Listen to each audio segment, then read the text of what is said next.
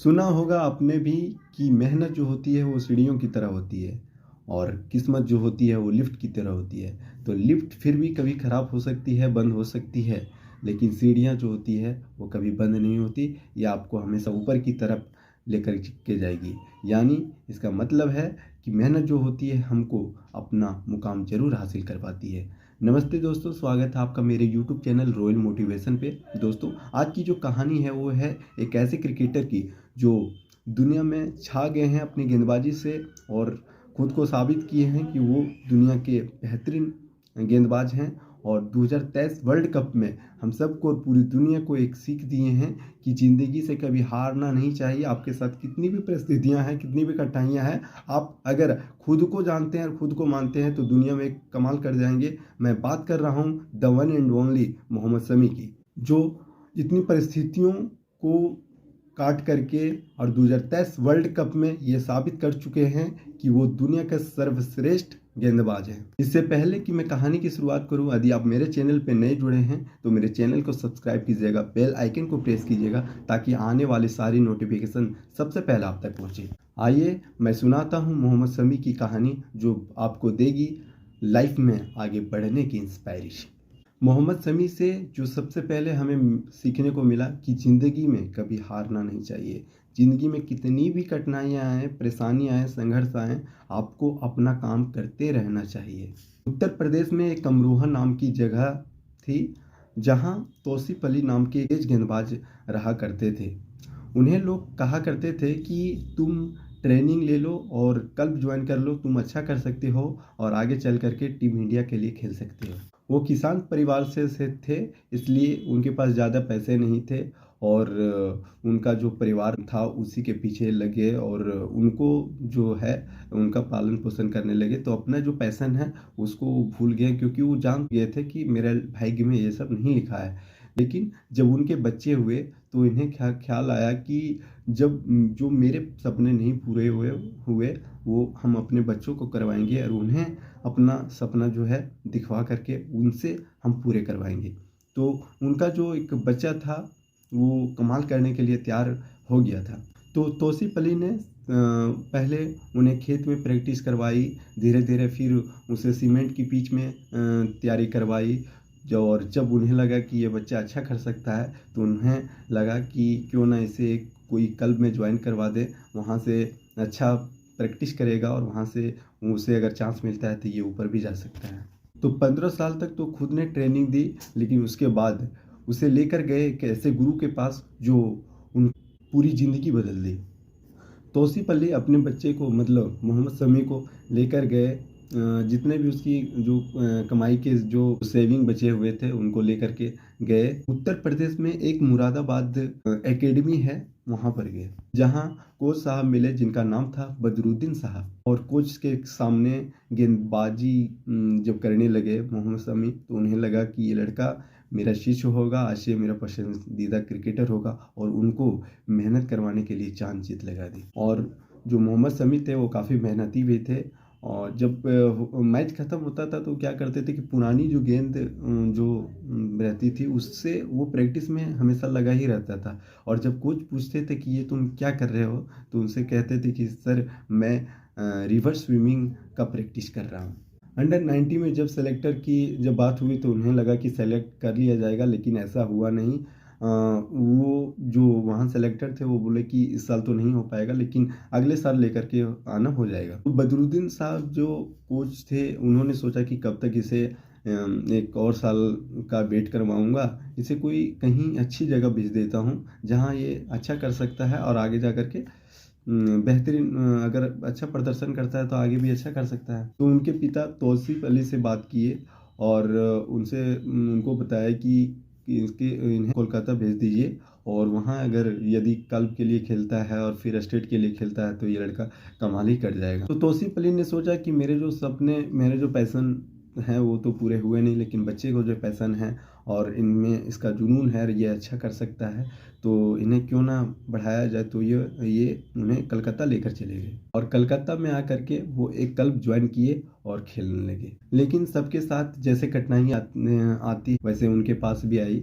लेकिन कहते हैं ना कि यदि आप कोई चीज़ का जुनून रखते हो, उसका पैसन रहता है, तो कहीं ना कहीं कोई आपकी मदद करने के लिए तैयार रहता है। तो उनकी मुलाकात हुई बंगाल क्रिकेट एसोसिएशन के असिस्टेंट सेक्रेटरी से, जिनका नाम था देवव्रत दास साहब।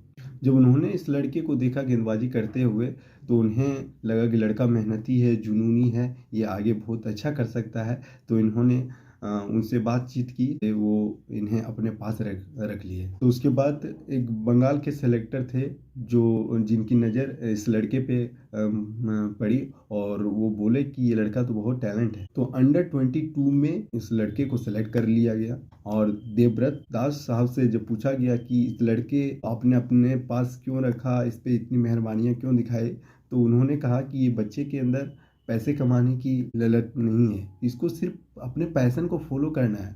इसको सिर्फ पैसा नहीं दिखता है, इसको सिर्फ स्टंप दिखते हैं जिसे वो हार्ड फेंकता है। और ज़्यादातर बैट्समैन हैं उसको ये क्लीन बॉल्ड ही करता है। वहाँ से निकलकर मोहम्मद शमी जो थे वो पहुँचे मोहन बागान क्लब में। और वहाँ ईडन गार्डन जो कोलकाता का ऐतिहासिक मैदान है, वहाँ पे नेट्स में महान सौरभ गांगुली के सामने गेंदबाजी की। और उसके साथ भी वही हुआ जो हर लोगों के साथ होता है। तो उनके जो गेंदबाजी देखे सौरभ गांगुली भी उनके जो गेंदबाज से है वो इम्प्रेस हुए और उनकी रिकमेंडेशन की जो 2010-11 की जो रणजी टीम थी उसमें उनको शामिल किया गया। उसके बाद 6 जनवरी 2013 का वो दिन था जब मोहम्मद शमी पाकिस्तान के खिलाफ उनको इंडियन टीम के एक कैप दी गई जिसका नंबर था 195, मतलब 195, जिन्हें वो आज भी पहनते हैं और उनका जो नाम है, उनका जो रुतबा है कैप का, वो ऊपर ही बढ़ाते जा रहे हैं। लेकिन मोहम्मद शमी की जो प्राइवेट जीवन है वो इतनी आसान रही नहीं है, क्योंकि उसे ये पता नहीं था जिस मोहब्बत के रास्ते पे चल रहे हैं वहाँ पे फूल नहीं कांटे बिछे हुए हैं। मोहम्मद शमी की जो प्रेम की कहानी है वो उसमें प्यार भी है और नफरत भी है। हसीन जहां नाम की एक महिला थी जो पहले प्रोफेशनल मॉडलिंग किया करती थी और कोई केकेआर का जब लीडर वो बनी तो वहाँ पे इन लोगों का बात विचार हुआ, वहाँ से प्रेम की कहानी स्टार्ट हुई। और मोहम्मद शमी 2014 में घर के खिलाफ आकर के अपनी शादी लव मैरिज की। 2015 में उनको एक बेटी भी हुई। उसके बाद इनकी जो वाइफ है इस पर इल्ज़ाम लगाने लगी कि ये हमें मारपीट करते हैं, ये अच्छे इंसान नहीं है, मैं इनसे बहुत नफरत करता हूँ।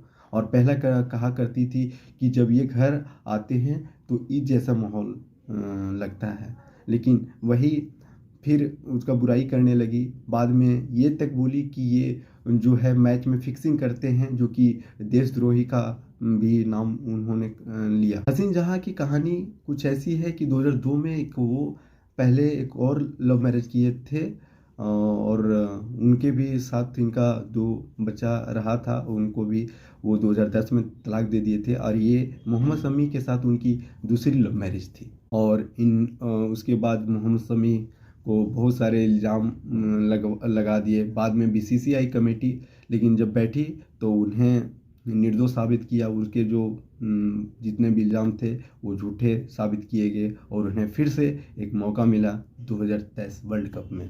जो पहले 4 मैच में वो बाहर रहे, लेकिन 5वीं में से जैसे ही उन्हें कमबैक करने का मौका मिला, उन्होंने कम मैच में अच्छे सक्सेस बनाए और उसमें एक मुकाम हासिल किया, जो कि 13 से 14 मैच खेले और उसमें अपनी मतलब बेहतरीन प्रदर्शन के साथ लगभग 50 विकेट लेने वाले भारतीय पहले गेंदबाज बने। और उन्हें अभी हाल ही में 2023 वर्ल्ड कप में वो दिखा दिए कि मैं दुनिया का सर्वश्रेष्ठ गेंदबाज था और हूँ। और उन्होंने एक लोगों को जब सपना रहता है वो अवार्ड जीतने का और बहुत सारी परेशानियों का संघर्ष करने के बाद भी जो नहीं मिलता है वो उसको अचीव करके दिखाए, जिसका सपना रहता है वो अवार्ड है। वो हाल ही में 9 जनवरी को उनको सम्मानित किया गया है राष्ट्रपति के द्वारा, जिनका नाम है अर्जुन अवार्ड से, उससे नवाजा गया है। तो बहुत बहुत बधाई मोहम्मद शमी जी को। और आप इंडिया के लिए ऐसे ही प्रदर्शन करते रहें और अपनी जो नाम है वो बरकरार रखें और आगे बढ़ते रहिए। और मेरे ओर से आपको हार्दिक बधाइयाँ।